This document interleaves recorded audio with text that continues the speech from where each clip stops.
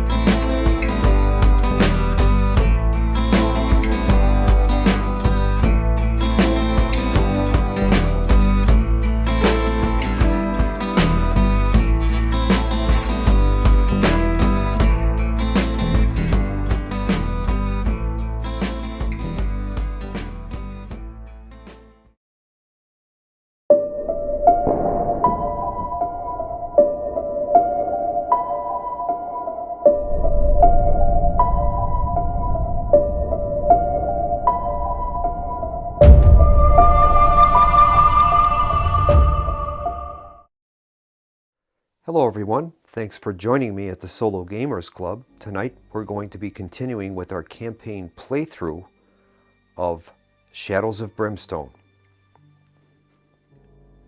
The posse's first mission at Gregor's Gulch ended with failure, and now the group is going to be making their way back east towards Last Chance, where they can meet up with Dr. Gruber and hopefully sell the Darkstone that they were able to acquire. Most severe result of our mission at Gregor's Gulch was Gracie ended up gaining a madness condition called It's Coming for You. Now this condition is any time that the darkness roll has failed, including doubles that would fail, she's going to take D3 sanity damage, ignoring willpower. So we definitely need to try to heal her or cure her of that madness. There's two basic primary methods we can use. One would be at the church. Another would be to consult an Indian medicine man at the Indian trading post, and we can attempt a spiritual cleansing. So those would be our two options to try to get her healed, and we'll see what happens with that. Well, the posse is going to do some overland travel, and they're going to attempt to get back to civilization. So their first step is going to be to travel east on the path towards Masthead. We've moved the posse marker to that section of travel between Gregor's Gulch and the waypoint, and that is going to be some difficult terrain. We'll switch to the travel board. We've selected our travel path, and that is going to be an orange path that's trail with difficult terrain.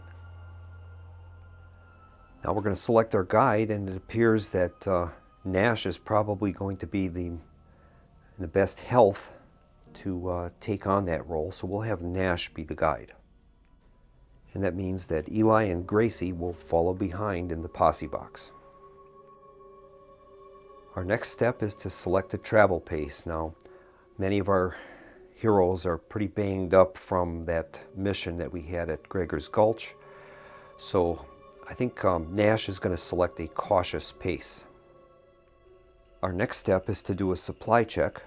Now we're currently at a moderate supply level that's allowing us a D8 to make the supply check roll, but we're undertaking a cautious pace, and that's going to use up more supplies, so we're going to have a -1 modifier to our supply roll. And Nash will make the supply roll. He rolled a 2, and with the -1 modifier, it would become a 1, and that means that we've lost a supply level. We're down to minimal supply now. So we'll be changing that over to a D6 now for future rolls. And our next step is going to be our overland travel roll. We'll be using the orange column. We're going to be gaining a +1 for being mounted and another +1 for using a cautious pace. And here's our D8 roll.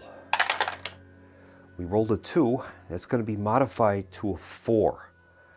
A 4 on the orange column means we have to resolve 2 travel hazards. And we'll make our first roll. Here's the D100 roll for the travel hazard. The result is a 40, so we'll read hazard 40 in the book. Hazard 40 reads, harried by hellbats.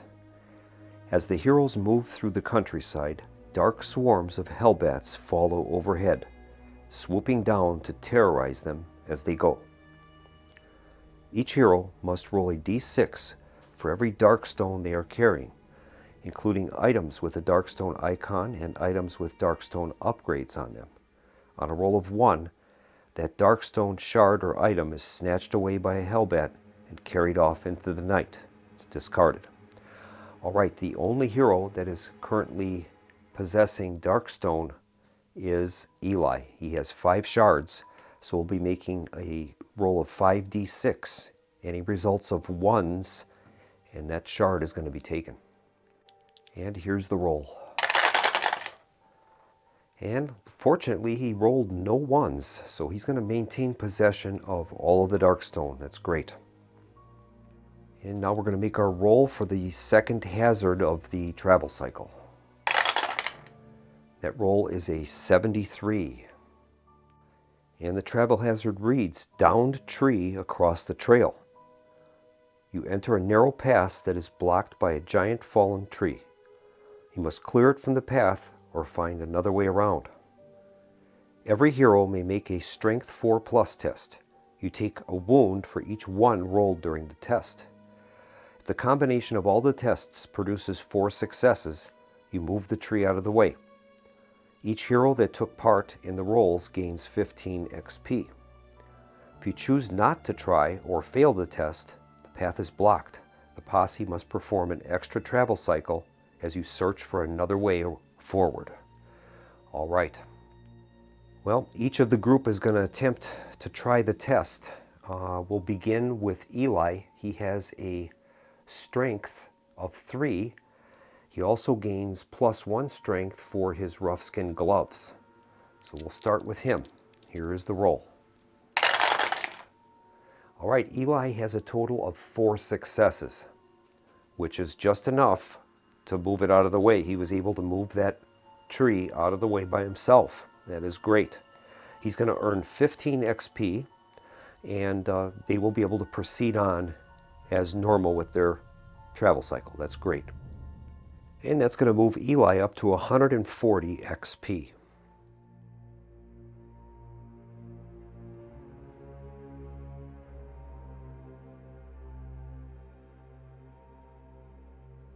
That means that the posse has safely arrived at the waypoint, and they're going to continue on now with the next leg towards Masthead.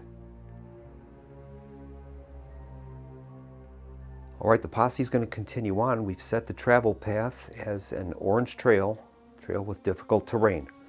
We're going to keep Nash as the guide, and he's going to select the same cautious travel pace. So we'll make our supply check using that. Now, this is probably going to result in us exhausting even more supplies, but we're in such bad shape that I think this is the only logical way to proceed. So we'll make our supply roll, and we'll be looking for a high number, obviously. We're going to be subtracting 1 from the supply roll for a cautious pace. Here's the roll. We rolled a 1, and that's reduced to a 0, so we're going to lose another supply level. We're going to be down to short supply now, and that's going to be a D4. And so we've replaced our supply die with a D4. All right, we're going to make our travel roll now, and we'll be getting a +2 modifier for being mounted and the cautious pace. Here's the roll. We rolled a 3, and that's modified to a 5. And we have, once again, we have 2 hazards we're going to have to resolve. All right, here's our first hazard roll. We rolled a 55. Hazard 55 is bridge destroyed. The bridge across the canyon ahead has been demolished, either blown up to prevent demons from coming across or torn apart during a skirmish. You'll have to find another way around, which will take time you don't have. The heroes will have to undertake another travel cycle to find a way around the downed bridge. After resolving any hazards, resolve another travel cycle per the campaign rules. Note that if a hazard number 55, bridge destroyed, is rolled again during this cycle, roll again. All right, so we have to resolve one more hazard, and then we have to undertake another travel cycle in order to advance on the campaign map. Right, here's the second hazard. We rolled a 65. Hazard 65 is windstorm. The weather was changing, and not for the better. Dark clouds are gathering on the horizon, and a fierce wind has erupted from the southwest. Each hero must test Strength 5+. If you pass, you hang on to all your equipment. If you fail, roll a d6 to find out what blew away. All right, we'll begin with Eli. He has a strength of 3, and he gains +1 for his rough skin gloves. Okay, here's his roll.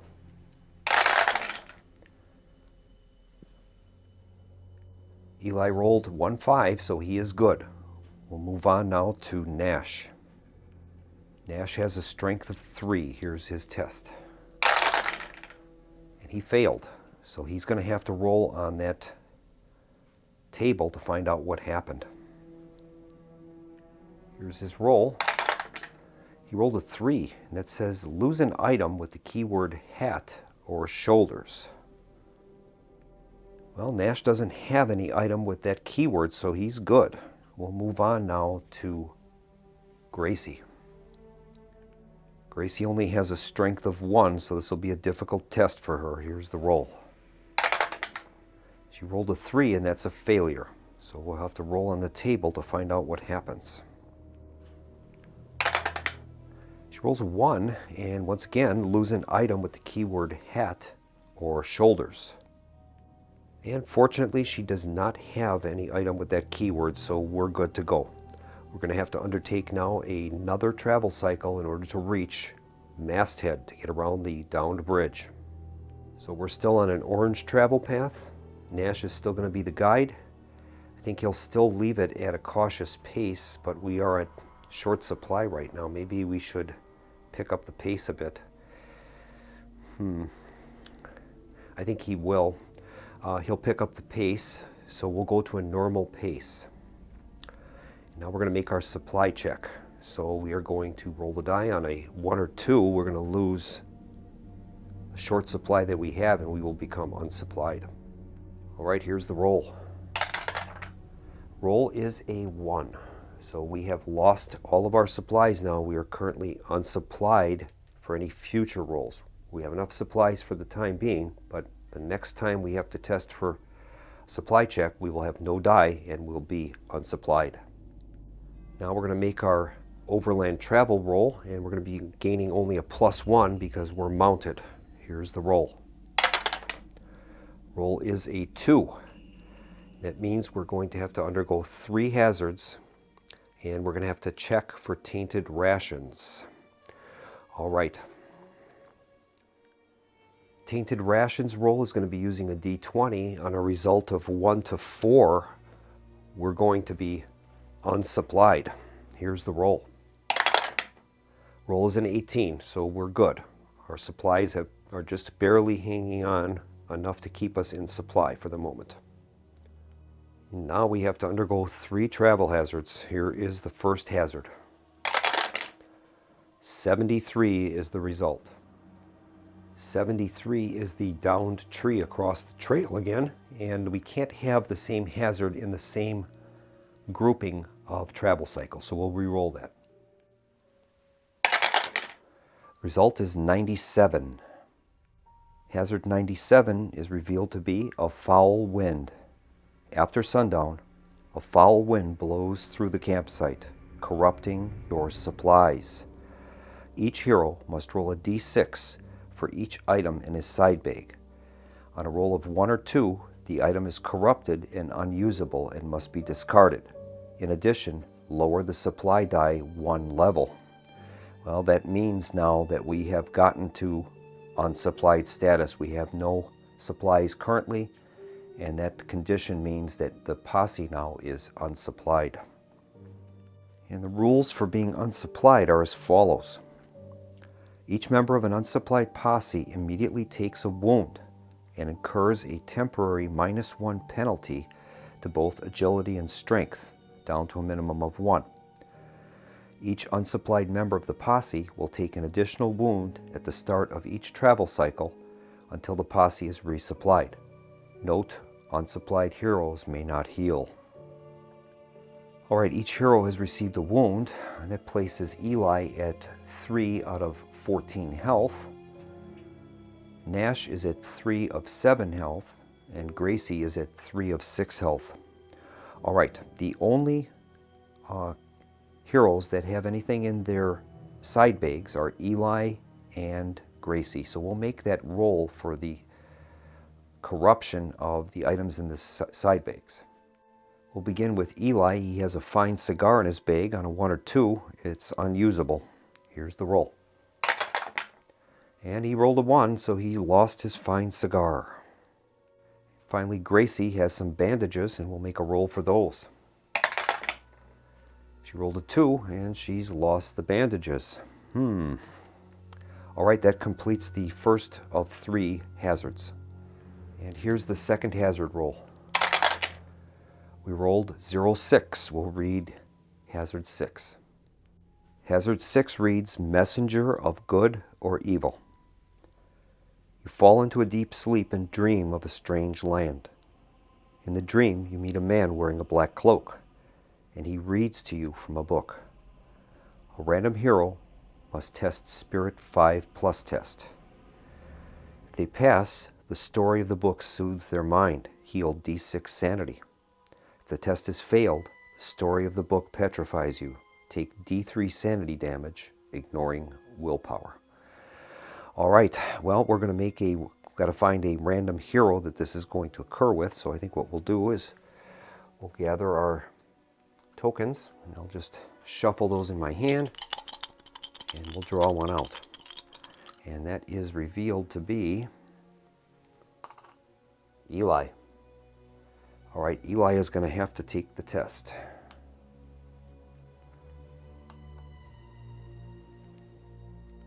Eli has a spirit of 3. Okay, here is his roll. He's looking for a 5 or greater. And he passed. He's got 2 successes. And that's going to allow him to heal D6 sanity damage. That's good. Here's the roll. And he rolled a 2. So he'll heal 2 sanity, and that will move him up now to 2 sanity damage out of a possible 10. That was good. And now for the third and final hazard. Roll is 99. And if this travel cycle couldn't get any worse, 99 is revealed to be hellhounds. The distinct smell of sulfur surrounds your campsite. Evil is afoot. Select a hero to make a lore 6+ test. If passed, they recognize the threat and the posse repels an attack by a pack of hellhounds. If failed, the hounds attack with complete surprise. All heroes take D6 wounds, ignoring defense, before they manage to send the hellish creatures back from whence they came. Alright, this time we can select a hero of our choice to make the lore 6+ test. Highest lore value we have is Eli, and he has a total of 4 for his lore ability. So we'll have him make the roll, and we're hoping that we can get a 6 or greater. Here is the roll. And he's got a 6. He passed that. That was absolutely great. And we're able to dispatch those hellish creatures before they did any damage to us. That's going to complete our travel cycle, and we're going to arrive in the town of Masthead. Alright, so the posse safely arrives in the town of Masthead. We're going to visit that town, and we'll roll up its features. Now this is a black bordered town. That means it may be a specialty town of some kind. All right, the posse has arrived finally in the town of Masthead. The date is December 11th, 1883. Their last journey took them a total of 8 days to ride from Gregor's Gulch to Masthead. Well, before we begin our town stay in Masthead, let's read a little bit about the town in the Brimstone Atlas. Masthead is a town in the northern part of the county. It was established around 20 years ago, and it serves as the first stop for travelers that are arriving to the Brimstone region from Utah and Nevada. The town is home to the now renowned Shooting Star Saloon. The establishment became famous when the town of Masthead was besieged by strange flying beasts known as hellbats. The cowardly men of the town ran and were torn apart in the streets as they tried to flee.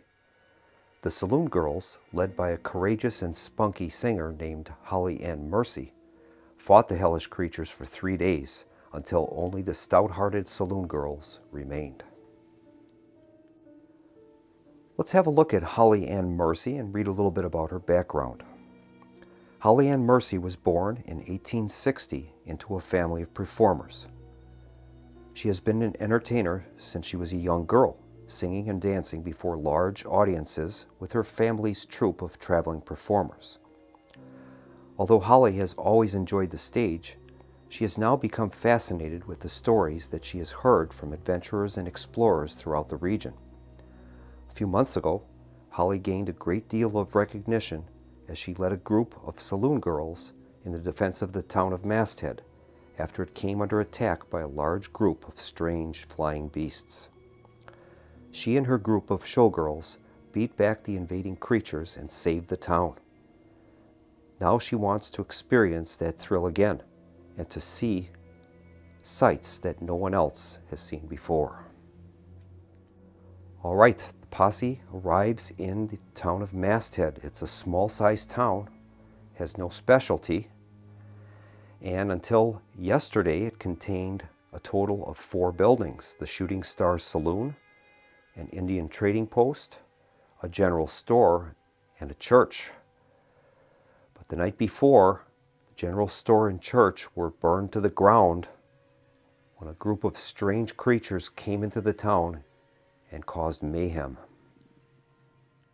Well, upon hearing the news of the attack on Masthead and newspaper reports about a wagon train of settlers being butchered on the trail between Masthead and Fort Burke, the posse members put 2 and 2 together, and they realized that their failure in the Gregor's Gulch mission probably caused this.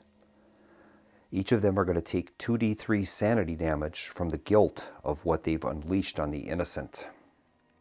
We're going to begin with Eli, and he's going to roll 2d3 and find out how much sanity damage this is going to cause him. And he's going to get a total of 2 sanity damage due to the knowledge of their failure. And that's going to bring Eli up to a total of 4 sanity damage out of 10. Now we'll make the roll for Nash. And he's going to take a total of 4 damage. And that's going to move him up to a total of 7 sanity damage out of 10.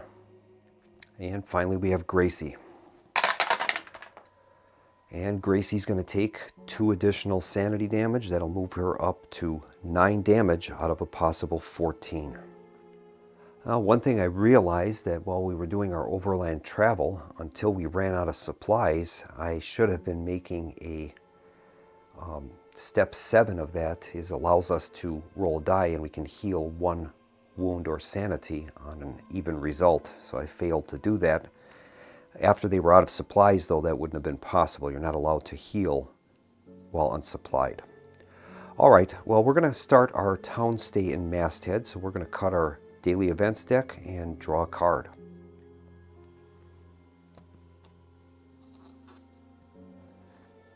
And the daily event is revealed to be Killer on the Loose. Every few days, another murder victim is found. At the end of each day in town, roll 3 dice. If any doubles are rolled, the killer has struck again. Every hero in town takes 2 horror hits that do 2 sanity damage each, and the darkness marker is moved 1 space forward on the town event track. If triples are rolled, the killer attacks one of the heroes instead. One random hero in town takes 2d6 wounds, ignoring defense. If KO'd by this, the hero is killed. At the start of each day in town, any hero may hunt for the killer. Make a cunning 6+ test. For each 6+ rolled, gain 10 XP, and place a wound marker on this card. If there are ever 5 or more wounds here, the killer is caught.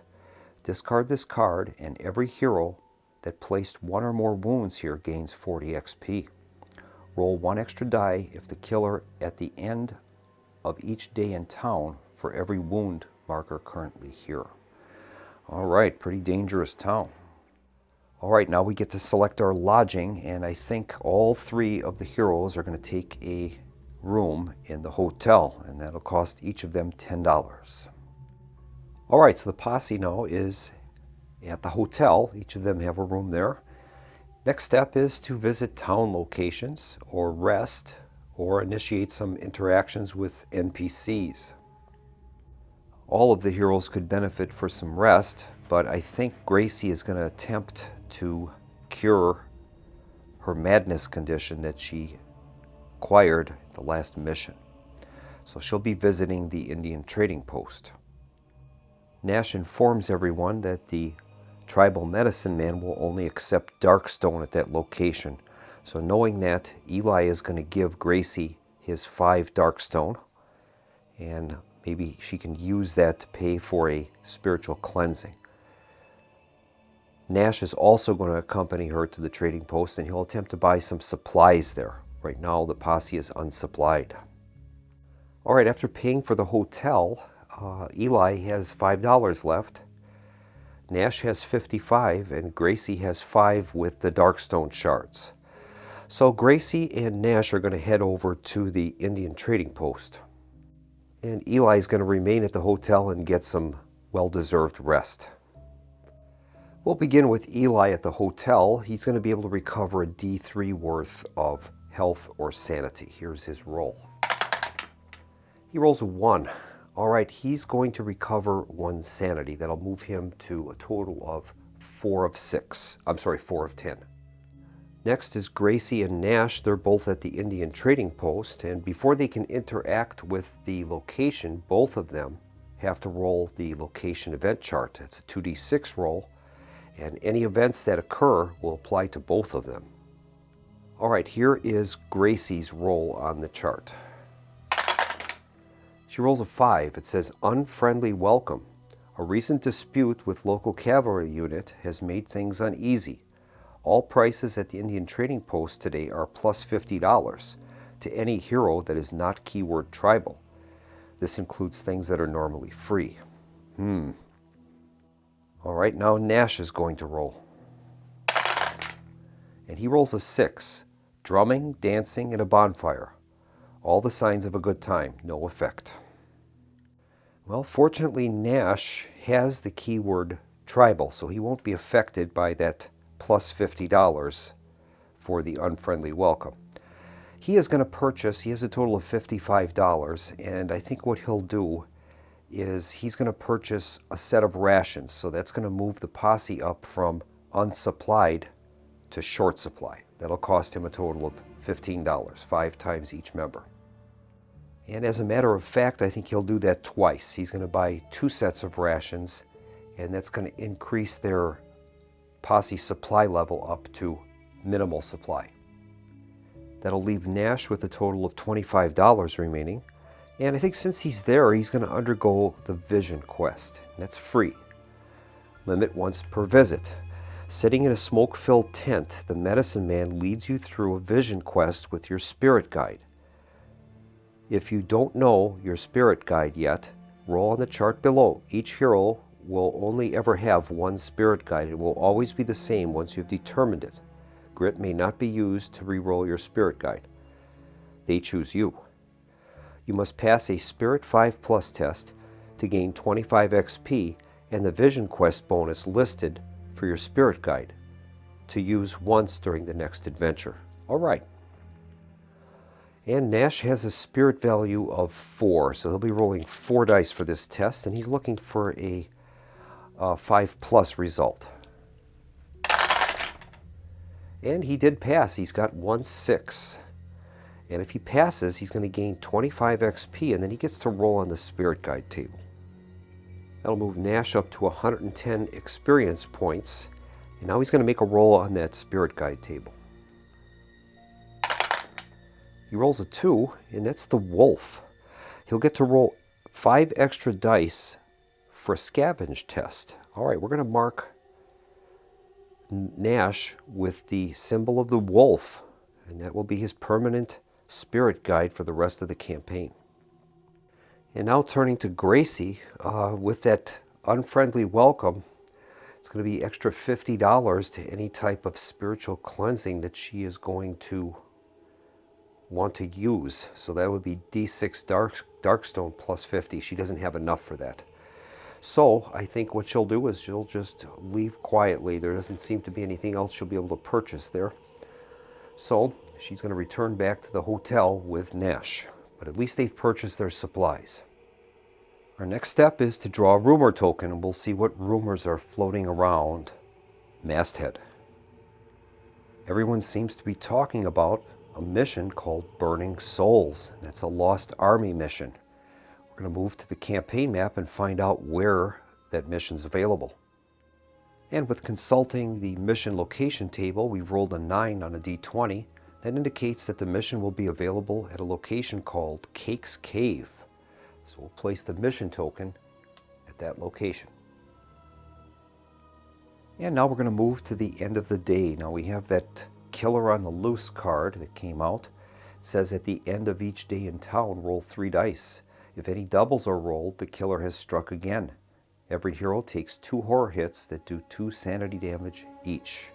If we get triples, it means a random hero's been attacked, and he's going to take 2d6 wounds ignoring defense. All right, here is the roll. We have no doubles. All right, so no effect with that card. Our last step then of the end of day sequence is to roll a d6 and compare it with the days since last event chart. We'll make the d6 roll anything except a 1, and we will not have a town event. Rolls a 4, so we're clean. All right, now the last step is to decide if we're going to stay or ride out. And I think with the Killer on the Loose and everything else, we're going to ride out of town, and we'll head towards Last Chance and meet up with Dr. Gruber. All right, the posse is going to head out from Masthead towards Last Chance. We'll be taking that light brown path, so we'll move the posse marker there. And we've selected our travel path, and that's going to be the light brown path towards Last Chance. And then we'll select our guide. Once again, I'm going to select Nash as the guide, and he's going to set a normal travel pace. Now he's going to make his supply check. Our supply level is at minimal supply, so we'll be rolling a d6 for the check. And here's the roll. He rolls a 1, so we've lost a supply level, and we're going to be down to short supply. That's going to be a d4 now. And now we're going to make our overland travel roll. We're going to be rolling on the light brown column, and we'll receive a +1 for mounted posse. Here's the roll. Roll is a 2, and that's modified to a 3. That means we're going to have to resolve 2 travel hazards to get to Last Chance. And here's our first hazard roll. Roll is 99. And once again, that is Hellhounds. A distinct smell of sulfur surrounds your campsite. Evil is afoot. Select a hero to make a lower 6+ test. If passed, they recognize the threat, and the posse repels the attack by the pack of Hellhounds. If failed, the hounds attack with complete surprise. All heroes will take d6 wounds ignoring defense before they manage to send the hellish creatures back from whence they came. All right, once again, we're going to use our best most qualified person with lore, and that's going to be Eli. He'll be rolling 4 dice for the test. He has 2 grit he can use as a reroll. Here's Eli's roll. He has no successes. He needed to get a 6 or greater. He's going to spend a grit, and we're going to re-roll those. Eli has 1 grit remaining, and this is the final re-roll. Here it is. And he failed. All of the heroes are going to take d6 wounds, ignoring defense. Boy, the luck is just totally gone. We'll begin with the damage to Eli. d6, no defense. And he rolled a 5. That's going to move his wounds up to 8 of 14. And here's Nash's roll. He rolled a 2. That's going to move him up to a total of 5 wounds out of a possible 7. And finally, here is Gracie. Mercifully, she rolled a 1. That'll move her wounds up to 4 out of a possible 6, and we've completed the first hazard. Now we'll make our roll for the second hazard. Time we roll a 13. Hazard 13 reads, Dangerous Traveling Mystic. You come across a mysterious man clad in a long silk robe. He tells you he is a mystic from the Indian subcontinent, and he is on a pilgrimage to usher in a new age. The guide must test cunning 5+ to discern the man's intentions. If you pass, you see through his trickery, and he runs off into the darkness. If you fail, the words of the mystic fill your mind with confusion, permanently reduce sanity by 1. All right, our guide is Nash, and he has a cunning value of 2. Here's Nash's roll. And he passed. He's got the 5, and that's sufficient to discern the man's intentions, and he runs off. That will complete our hazards. We'll enter into the town of Last Chance. But before we do that is step 7, that's heal and use abilities. So we're going to try to heal on the road while we traveled. We'll begin with Eli. Any even die roll will allow him to heal 1 point of sanity or wounds. Here's his roll. It's an odd roll, he gets nothing. Nash will do the same. He has nothing. And finally, Gracie. Gracie rolled even, and she's going to heal a wound. That's going to complete our travel cycle, and we'll enter into Last Chance.